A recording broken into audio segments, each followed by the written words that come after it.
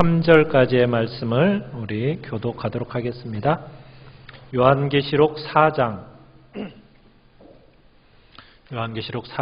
1절에서 3절까지의 말씀입니다. 1절 제가 먼저 읽겠습니다. 이 일 후에 내가 보니 하늘에 열린 문이 있는데 내가 들은 바 처음에 내게 말하던 나팔 소리 같은 그 음성이 이르되 이리로 올라오라. 이후에 마땅히 일어날 일들을 내가 내게 보이리라 하더라.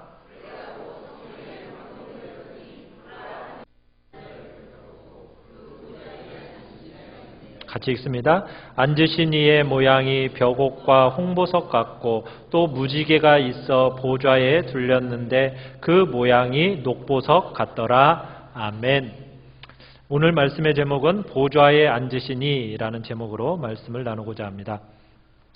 오늘 말씀은 이렇게 시작이 되죠. 이 일 후에 라는 말로 시작이 되어집니다. 자, 이 일 후에 라는 이 표현은 이제 지금까지 우리가 보아온 것이 7 교회를 향해서 주신 하나님의 계시의 말씀이었죠. 자, 하나님께서 7 교회에 주신 그 계시가 끝난 뒤에라는 뜻입니다. 이 일 후에라는 뜻은. 그러니까 주님은 한 교회에게 무엇을 너희들이 잘하는가, 또 너희들에게 고쳐야 할 점은 무엇이었는가, 또 어떻게 고쳐야 하는가라는 대안책도 주시고, 만약 회개하지 않고 고치지 않을 경우에 받게 될 벌에 대해서도 말씀하셨습니다. 경고까지 주셨죠. 그리고 회개하여 고칠 경우에는 누리게 될 승리의 상급에 대해서도 주님께서 약속해 주셨습니다. 자, 요한이 지금 초대교회, 당시의 초대교회의 상황을 봤을 때 마음이 어땠을까요? 굉장히 착잡했지 않겠습니까? 그죠? 문제없는 교회가 없고, 또 힘들지 않은 교회가 없고, 또 칭찬을 들었다고 하는 서머나 교회나 빌라델피아 교회를 보더라도 그들 교회 역시 무서운 핍박과 가난과 여러 가지 역경 속에서 싸우고 있었다는 거 우리들이 봤어요. 자, 거기에다가 세상 제국은 어떻게 나오고 있습니까? 핍박도 하지만 또 회유라는 정책을 통해서 2가지 방법으로 교회를 흔들어 놓고 있습니다. 첫째, 핍박이었어요. 막 핍박을 했습니다. 네로가 핍박하고 도미티안 황제가 핍박을 하고 많은 그리스도인들을 잡아다가 죽이고, 그런데 그럴수록 기독교는 어떻게 됐습니까? 더 저항하면서 살아남았어요. 그러니까 이제 도미티안 황제가 정책을 바꿉니다. 핍박의 정책에서 회유 정책으로 바꾼 거예요. 뭐라고 얘기하냐면 너희들 예수 한 번만 부인해라. 눈 딱 감고 황제 숭배해라. 그러면 봐주겠다. 지금 너희들 먹고 살기 힘들지? 우리가 지역상인 조합에 들어갈 수 있도록 해줄게. 먹고 사는데 지장이 없도록 해주겠다. 이렇게 회유 정책을 폈어요. 이때 수많은 그리스도인들이 먹고 살기 위해서 할 수 없이 세상과 타협을 해버립니다. 신실한 교인들의 숫자, 교회의 숫자 점점 줄어들기 시작해요. 이러다가는 한 세대도 못 가서 교회가 사라지고 말겠다라는 그 두려운 마음이 이제 많은 신자들에게 퍼져나가기 시작한 겁니다. 여러분, 사도 요한이 이런 상황들을 볼 때 그 마음이 어떻겠어요? 굉장히 아팠겠죠? 너무나도 아팠어요. 그런데 핍박받는 그 교회들에게 주님이 내 아픔 안다 위로는 하시지만 주님은 무엇을 요구하십니까? 거룩과 순결을 요구하세요. 그냥 교회만 나와도 그래 너희들 이렇게 힘든데 교회 나오는 것 자체만도 너희들은 참 고맙다 이렇게 해주면 좋겠건만 주님은 뭐라고 말씀하십니까? 죽도록 충성하라. 이렇게까지 요구하시는 거예요. 아무리 환경이 힘들어도 교회는 환경 탓하면서 믿음 탓하면 타협하면 안 된다는 거예요. 주님이 그렇게 요구하시는 거예요. 자, 준엄한 주님의 그 계시를 받아가지고 7 교회의 서신을 보내는 이 요한의 마음이 편했겠습니까? 편할 리가 없죠. 많이 힘들었어요. 교회는 교회대로 너무 약해. 그런데다가 교회를 핍박하는 세상은 너무나도 강한 거예요. 자, 이런 상태 가운데 있을 때 주님이 요한에게 어떻게 하십니까? 눈을 들어서 하늘을 보게 하십니다. 이게 오늘 4장의 시작이에요. 하늘을 보게 하시는 거예요. 땅의 상황만 보면 어때요? 너무 답답하죠? 도저히 답이 안 나와요. 여러분, 땅이 힘들면 힘들수록 우리의 눈을 어디에 두어야 될까요? 하늘에 두어야 돼요. 하늘을 봐야 돼요. 주님을 바라봐야 되는 거예요. 그런데요, 우리는 종종 이 세상을 살아가면서 어때요? 하늘이 없는 것처럼 그렇게 생각하면 살아갈 때가 많은 것 같아요. 마치 이 세상이 전부인 것처럼 그렇게 살아가요. 왜요? 이 세상이 자꾸 우리에게 어떻게 도전합니까? 마치 모든 것을 이 세상에 걸고 살아야만이 간신히 살 수 있는 것처럼 세상은 자꾸 우리를 몰아넣는 거예요. 그러다 보니까 우리가 하늘을 쳐다보고 살 경우가 얼마나 있어요. 하늘을 보고 살기가 너무 쉽지 않은 거예요. 마치 손에 만져지는 것이 전부인 양, 마치 우리가 경험되는 것들이 전부인 양, 우리의 모든 관심을 이 땅에 두고 살아가도록 세상은 자꾸 몰고 가니까 우리의 눈이 자꾸 이 세상에만, 이 땅에만 그렇게 향하고 있어요. 그런데 주님이 우리에게 뭐라고 말씀하세요? 이 땅은 그림자 같은 거다. 실체가 있다. 실체가 열렸다. 주님이 말씀하시는 거예요. 우리가 볼 수 있도록 하늘이 열렸다. 여러분, 하늘이 열려졌습니다. 보이십니까? 열려진 하늘이 보이십니까? 여러분, 이 땅에 일어나는 일 전부가 여러분 하늘에서 어떤 일이 일어나는지 우리가 먼저 봐야 돼요. 여러분, 하늘이 열렸어요. 어떻게 해서 열리게 되었어요? 예수 그리스도께서, 하나님의 아들이신 예수 그리스도께서 하늘을 가르고 이 땅에 내려오셨기 때문에 하늘이 열려졌습니다. 더 이상 하늘은 닫힌 문이 아닙니다. 열려진 문이에요. 닫힌 공간이 아니에요. 열려진 공간이에요. 하늘은 열려서 우리가 하늘을 볼 수 있어요. 계시라는 문을 통해서 하늘을 볼 수 있습니다. 성경이 이 모든 말씀을 통해서 닫혀져 있는 것 같은 하늘 문을 우리에게 열어 보여주고 계십니다. 야고보서 1장 16절로 17절에 야고보 사도가 이렇게 얘기를 합니다. 내 사랑하는 형제들아, 속지 말라. 온갖 좋은 은사와 좋은 온전한 선물이 다 위로부터 빛들의 아버지께부터 내려오나니 그는 변함도 없으시고 회전하는 그림자도 없으시니라. 이 땅을 살아가면서 뭐 하지 말래요? 속지 말래요. 속지 말래요. 이 땅에만 매여서 속지 말래요. 뭐가 있다고요? 하늘이 있고, 하늘이 열려져 있고, 열려진 문을 통해서 하나님께서 우리에게 모든 좋은 것들 다 주신다. 열려진 하늘을 보라고 얘기하십니다. 가장 좋은 은사와 온전한 선물들이 다 하늘에부터 열려진 문을 통해서 우리에게 내려오니 그 하늘을 바라봐라. 그런데 우리는 자꾸 너무 익숙해 있죠.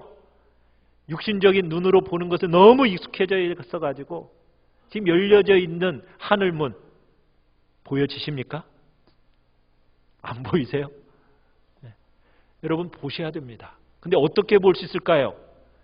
영적인 눈으로만 보이죠. 육신적인 눈으로 보이는 게 아닙니다. 영적인 눈으로만 보여요. 열려진 하늘문, 하나님의 성령을 통해서만 열린 문을 볼 수 있는 거예요. 하늘문이 열려진 거 어떻게 가능합니까? 오직 성령으로만 가능한 거예요. 육신의 눈이 아니라 오직 성령의 눈으로 우리가 열려진 하늘문을 통해 봐야 됩니다. 그저 경험 도는 세계, 손으로 만져지는 세계, 이 땅에서 물리적으로 부딪히는 그것만이 전부라고 여러분 생각하면 안 됩니다. 실제는 하늘에서부터 시작이 되는 거예요. 여러분들이 계시의 문, 바로 이 말씀을 통해서 열려진 하늘문을 바라보십시오. 성령의 눈을 통해서 열려진 하늘문을 바라보기를 간절히 바랍니다. 자, 사도 요한이 열려진 하늘문을 통해서 하늘을 들여다보았습니다. 들여다보았더니 그 안에 뭐가 있던가요? 자, 우리 2절 보세요. 자, 2절을 한번 읽어봅니다. 시작. 내가 곧 성령에 감동되었더니 보라, 하늘에 보좌를 베풀었고 그 보좌 위에 앉으신 이가 있는데, 자, 뭘 보았어요? 보좌가 하나 보입니다. 보좌. 여러분, 이 보좌라는 단어를 한번 4장과 5장에 이 단어를 한번 체크를 한번 해보세요. 몇 번이나 써 있는가? 여러분, 짧은 이 2장 안에 이 보좌라는 단어가 17번이나 쓰여진다는 사실 아십니까? 이 보좌라는 단어가 얼마나 중요한 단어인지 17번에 걸쳐서 이 단어를 이 4장, 5장에서 보여주고 있어요. 자, 하늘에 뭐가 배설되어 있다고요? 보좌가 배설되어 있다는 거예요. 하늘 중심에 지금 보좌가 배설되어 있어요. 여러분, 이 보좌가 상징하는 게 뭘까요? 보좌가 상징하는 거? 하나님의 주권, 하나님의 다스리심, 하나님의 왕적인 통치를 상징적으로 보여주는 것이 바로 이 보좌입니다. 자, 결국 이 세상을, 온 세상을 다스리고 있는 것은 누구라는 거예요? 하늘 위에서 하나님께서 이 온 세상을 다스리고 계신다라는 것을 보좌라는 상징적인 것으로 지금 보여주고 있는 거예요. 여러분, 우리가 보는 이 눈은 이 세상에 보는 모든 것들이 그저 세상의 방법대로 다 움직여지는 것처럼 보이죠. 이 세상이 막 움직여져 가는 것이 어떻게 보이십니까? 이 세상의 권력이, 이 세상의 논리가, 이 세상의 방법들이 어떻게 움직여지는 것처럼 보이세요? 사람들에 의해서, 세상 사람들에 의해서, 열강에 의해서 모든 것들이 움직이는 것처럼 우리는 느껴지잖아요. 세상이.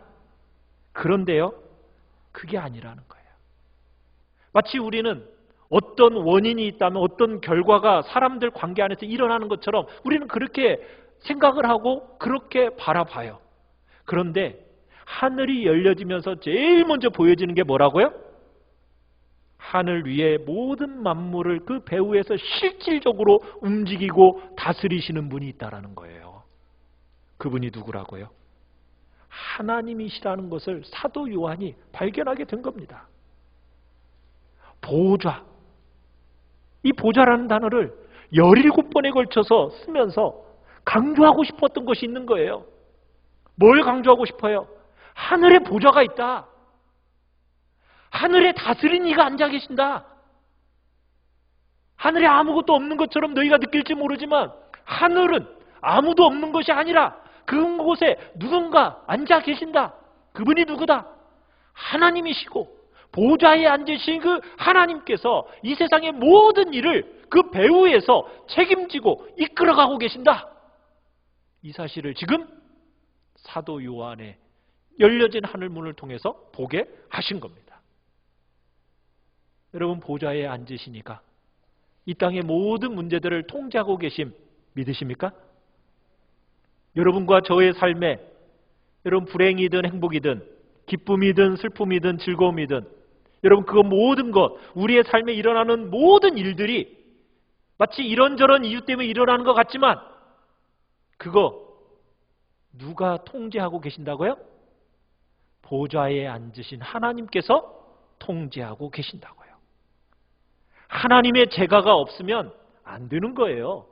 하나님의 허락을 받지 않으면요, 여러분 그거 아무리 용서도 안 돼요. 불가능한 거예요. 하늘 위에 보좌에 앉으신 이의 통제와 제가 속에서 이 모든 이 땅의 것들은 이루어진다는 사실입니다. 이 편지를 받고 있는 초대교인들 지금 어떤 상태 가운데 있습니까? 안팎으로 정말 고난과 핍박 가운데 악전고투하고 있어요. 밖에서 많은 핍박과 싸움이 있습니다. 안에서는 끝없는 이단과 거짓된 교훈들이 있어요. 진리는 듣는 것 같은데 이 안에 있는 성도들이라고서는 방종하는 삶을 살아가는데 그 위험들이 안팎으로 도사리고 있는 그 사도 요한이 보았어요. 마치 연약해서 지금 로마 제국이 훅 불면은 그냥 날아버릴 것 같은 이 교회. 여러분, 이 교회 위에 누가 계시더라고요? 하나님의 보좌가 있더라는 거예요. 하나님의 보좌가. 보좌에 앉아 계신 그분의 생각대로, 그분의 계획대로 모든 중요한 일들이 일어나고 움직여진다라는 것. 여러분, 믿으십니까? 여러분과 저의 눈에 보이지는 않지만 이 세상에 일어나는 모든 일들이 누가 결정하고 이끌어가고 계시는 걸까요? 누가요? 보좌에 앉으신 그분이 전부 다 결정하신다는 겁니다. 여러분과 제가 그렇다고 해서 아무런 소용이 없다는 얘기가 아니에요. 뭐 우리가 꼭두각시다 뭐 이런 얘기를 하려는 게 아닙니다. 하나님은 여러분과 저를 위해서 자기 사랑하는 아들을 못 박히며 죽으면서까지 정말 여러분을 사랑하셨어요. 우리를 사랑하셨어요. 그분의 마음속에는 어떤 마음으로 이 땅을 움직이실 것 같아요? 바로 교회의 복락과 유익을 위해서 하나님은 움직이고 계시는 거예요. 여러분, 이 땅에 일어나는 모든 환경들은 다 무엇을 향해 집중되어 있습니까? 교회예요, 교회. 때로는 고난의 모습으로, 때로는 불행의 모습으로, 때로는 좌절과 고통의 모습으로 우리를 찾아오십니다. 때로는 위로와 축복의 모습으로 찾아오십니다. 어떤 모양을 가지고 오든지 그거 다 누구의 손안에 붙들려 있는 겁니까? 하나님의 손안에 딱 붙들려서 하나님의 계획과 그 섭리의 통치 아래서 이 모든 일들이 진행되어져 가고 있다는 거. 허락되어진 가운데 지금 진행되어져 가고 있다는 거. 여러분, 이 사실 믿으십니까? 여러분, 이것을 딱 믿고 나잖아요. 세상살이 하면서 이 사실을 전부 여러분들이 믿기만 하면요, 여러분, 우리의 삶이 너무너무 자유롭습니다. 아십니까? 우리는 자꾸 사람 탓하잖아요. 저 사람 때문에. 누가 저렇게 했으면, 누가 이렇게 했으면, 이런 일 안 나타났을 때, 왜 그때 이런 일을 해가지고. 우리는 주로 사람 탓하고 자꾸 원망하고 불평하는 대로 가요. 그런데요, 보좌에 앉으신 그분이 이 세상을 통치하고 다스리신다는 사실을 여러분들이 믿기만 하고 그분을 우리가 섬긴다고 한다면, 여러분, 우리의 상대 대상은 사람이 아닙니다. 어떤 일이 아니에요. 그 사람과 그 뒤에 살아계셔서 역사하시는 하나님을 우리는 섬기는 거예요. 우리는 그걸 바라봐야 됩니다. 사람들이 어지간히 우리들의 실망시키잖아요. 그죠? 사람들이 어지간히 우리에게 잘못하잖아요. 때로는 막 우리의 자존심 막 긁어대지 않습니까? 우리는 그 사람들에게 반응한 것이 아닙니다. 도리어 그 사람을 통해서 우리의 섬김을 받으시기를 원하시는 그 하나님께서 이 모든 일을 하고 계심을 우리는 믿는 거예요. 그리고 그것을 바라볼 줄 알아야 돼요. 사랑하는 성도 여러분, 절대로 사람이 주인 되도록 우리 살지 마십시다.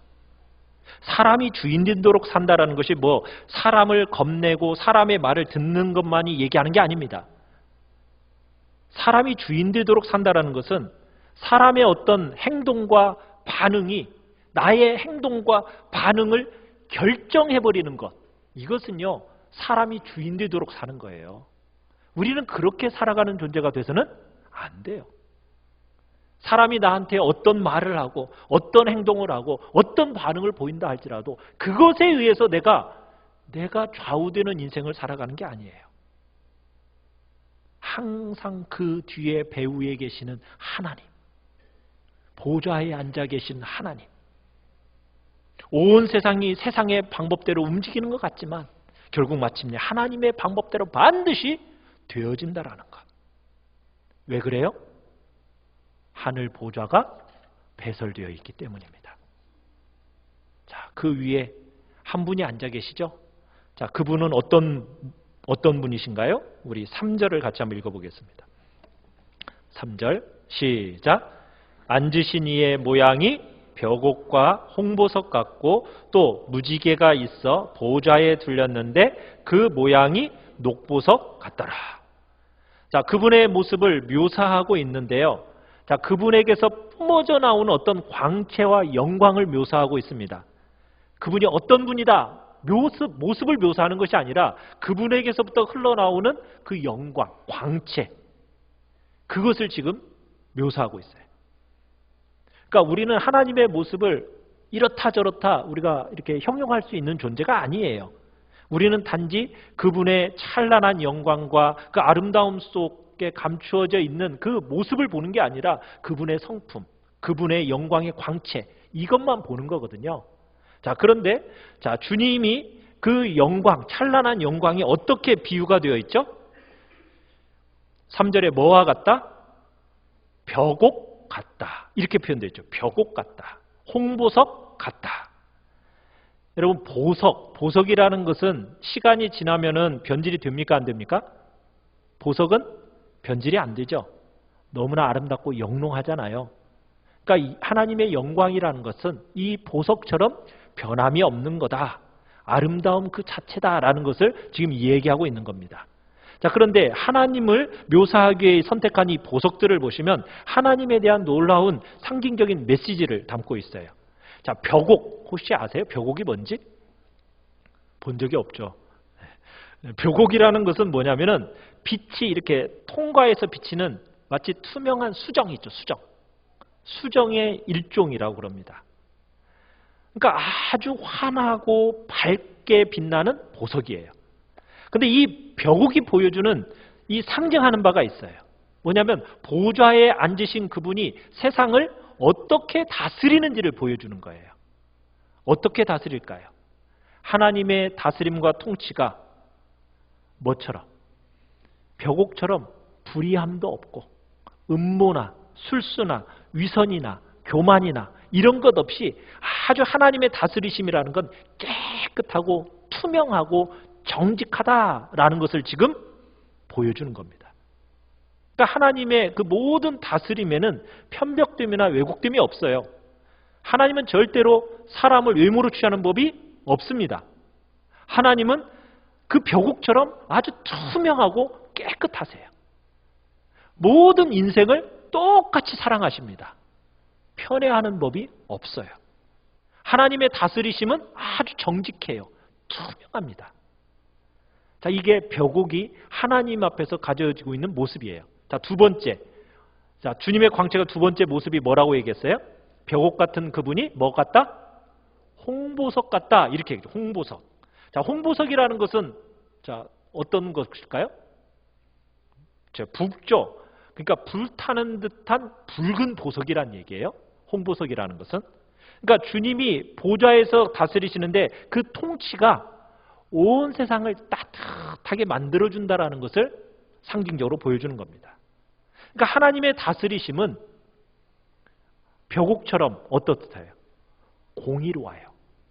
그러면서도 홍보석처럼 어떻게 해요? 따뜻하다는 거예요. 말할 수 없는 불과 같은 요소를 가지고 있는 거예요. 하나님은 투명하십니다. 바르십니다. 그러지만 하나님은 그렇다고 해서 차가우신 분이에요? 아니에요. 따뜻한 분이시라는 거예요. 우리는 공의롭고 뭔가 바르다 하면은 뭘만 생각해요? 마치 기계적이고 형식적이고 막 이렇게 생각하잖아요. 그런데 하나님은 공의로우시면서도 우리의 모든 것을 이해하실 만큼 따뜻한 사람들의 마음을 녹이는 감동이 하나님 안에 있다라는 거예요. 하나님은 공의로우시면서 죽음과 같은 사랑을 소유하신 분이십니다. 그런 분이 우리를 찾아오시는 거예요. 절대로 하나님을 차갑고 냉랭한 분으로 여러분 보시면 안 됩니다. 그분은 바른 것을 요구하시긴 하지만 그의 가슴을 송두리째 녹이고 눈물과 감동을 가지고 그분을 섬길 수 있도록 뜨겁게 하시는 복된 홍보석 같은 속성을 가지신 분이에요. 자, 그분이 자, 또 얘기하고 있죠. 3절에. 그 주님의 보좌를 둘러서서 뭐가 있대요? 그죠? 무지개가 있다. 이렇게 표현하고 있어요. 무지개가 그 보좌를 두르고 있어요. 자, 그 무지개의 모양이 뭐와 같대요? 녹보석 같더라. 이렇게 생각했어요. 이런 무지개. 자, 무지개가 언제 만들어졌습니까? 노아 시대 때죠. 노아의 언약과 함께 그 무지개로 하나님께서 상징적으로 주신 거예요. 자, 노아의 언약을 통해서 자, 무지개가 상징하는 바가 무엇입니까? 죄로 말미암아 타락한 이 백성들을 다시는 뭘로? 물로서는 심판하지 않겠다. 타락되고 조약된 이 세상을 물로 심판하지 않고 언약 가운데서 내가 이제는 뭐로 대할 거다? 자비로 대할 거다라는 상징적인 표현이 바로 무지개입니다. 자, 그런데 이 무지개가 무슨 형태를 띠었다고요? 녹보석 형태를 띠고 있다고죠? 녹보석 무슨 색깔이에요? 녹색, 푸른 색깔이죠? 이 푸른 색깔이 상징하는 바가 뭘까요? 평화를 상징합니다. 평화. 자, 하나님의 보좌에 지금 무지개가 어떻게 있어요? 동그랗게 지금 둘러있고 그 모양이 뭐처럼? 녹보석을 띠고 있어요. 여기서 우리에게 주시려는 하나님의 메시지가 뭘까요? 온 세상을 다스리고 움직이시는 그 하나님의 보좌가 어떤 보좌라는 것을 지금 우리에게 얘기하고 있는 걸까요? 은혜의 보좌라는 것을 우리에게 얘기하고 싶은 거예요. 하나님의 넘치는 자비와 긍휼과 무한한 은혜가 넘쳐나는 은혜의 보좌가 바로 하나님의 보좌다. 그 보좌 앞에 나가면 누구든지 평화를 얻을 수 있고 안식을 얻을 수 있는 복되고 영광스러운 보좌가 바로 하나님의 보좌다라고, 은혜의 보좌다라는 사실을 지금 주님은 우리에게 얘기하고 싶은 거예요. 하나님은 분명 벽옥처럼 공의로우신 분입니다. 투명하신 분이십니다. 편벽됨이 없는 정말 정확하신 분이에요. 그렇지만 그럼에도 불구하고 주님은 어떤 분으로 나온다고요? 자비와 긍휼로서 나오시는 거예요. 하나님은요, 이 자비와 긍휼을 끝까지 거부하는 자들에게는 하나님의 공의로 분명하게 나타내 보여주실 것입니다. 그러나 누구든지 이 주님의 은혜 안에서 이 녹보석 형태를 띠고 있는 무지개 빛깔로 둘러싸여져 있는 그 보좌 앞에 나아갈 때 여러분, 우리가 두려움 없이 담대하게 우리는 들어갈 수 있는 거예요. 왜? 그 보좌는 어떤 보좌이기 때문에요? 은혜의 보좌이기 때문에. 여러분, 하나님의 보좌가 은혜의 보좌임을 믿으시길 바라요. 주님은 우리를 바라보시면서요, 언약을 의지하고 예수 그리스도의 공로를 의지하고 그렇게 보좌에 나갈 때마다 우리를 향해서 우리의 죄악을 절대로 다 갚지 아니하시고 인자로서 천대까지 베푸시는 그 하나님이심을, 그러기를 기뻐하시고 자비하고 인자한 분이라는 것을 주님은 지금 이 무지개와 그리고 녹보석이라는 형태를 통해서 자신을 계시해 주고 계시는 겁니다.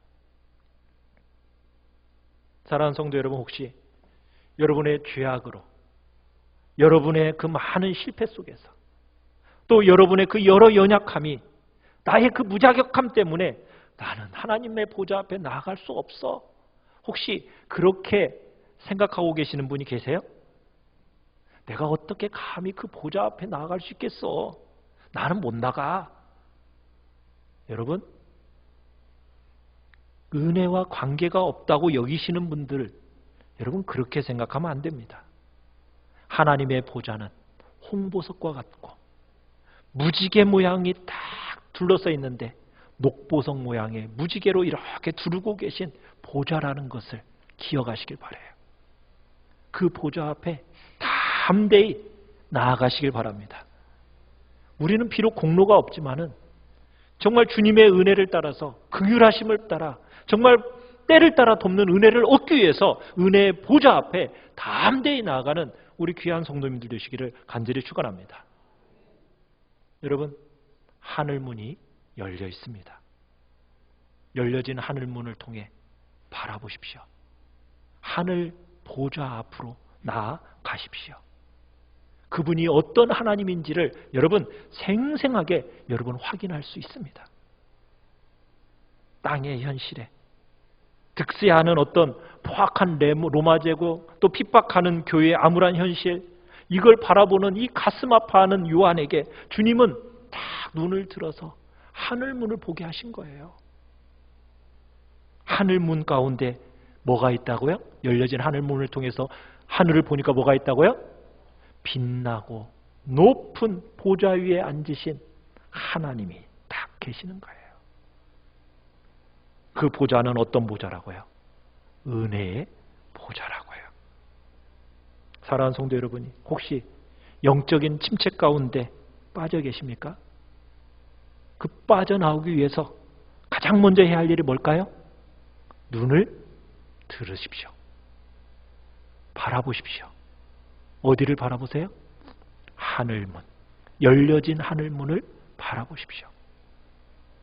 계시의 말씀을 통해서 또 성령의 은혜를 통해서 여러분 열려진 하늘문을 통해 바라보십시오. 현실의 문제를 외면하라는 게 아닙니다. 현실을 직시해야죠. 도망가지 말아야 해요. 그러나 모든 우리의 시선과 관심을 어디에 두라고요?